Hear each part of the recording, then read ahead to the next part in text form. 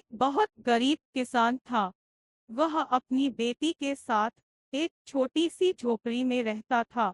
उसके पास खेती करने के लिए इतनी कम जमीन थी कि उसकी फसल को बेचकर उसे बिल्कुल थोड़े से रुपए मिलते थे। उन रुपयों से वे लोग ठीक से खाना भी नहीं खा पाते थे। वह राजा के पास अपनी समस्या लेकर गया। राजा दयालु था।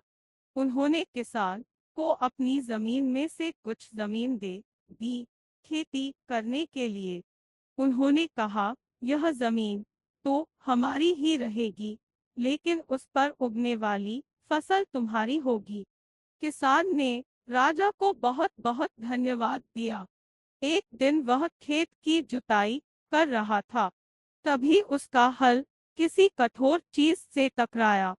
उसने वहां खोद कर देखा तो उसे सोने की एक औखली मिली। किसान ईमानदार था। उसने अपनी बेटी से कहा, मिनुस, हमें यह औखली राजा के खेत से मिली है।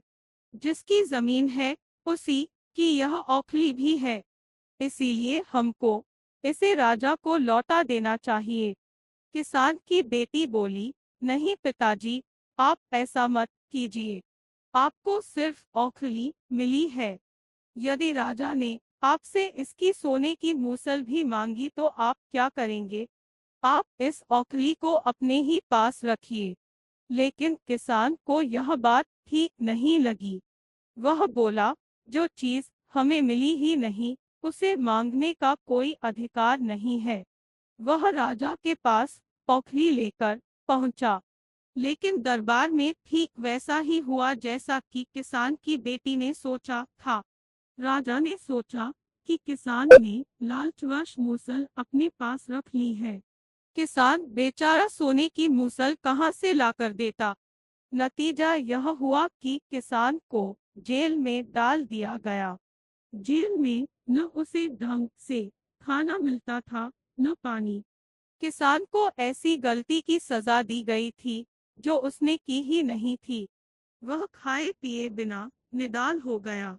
लेटे लेटे वह रोता रहता था और कहता था, बेटी की बात मानी होती।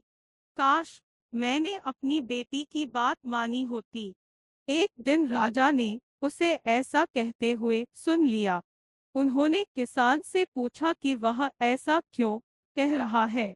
तब किसान ने राजा को पूरी बात बताई। राजा को अपनी गलती का एहसास हुआ। किसान को तुरंत छोड़ दिया गया।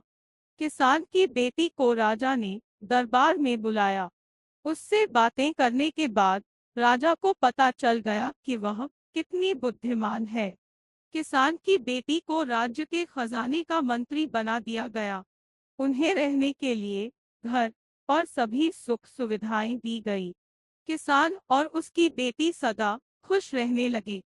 किसान को थोड़ा कष्ट जरूर झेलना पड़ा, लेकिन अंत में जीत सच्चाई की हुई।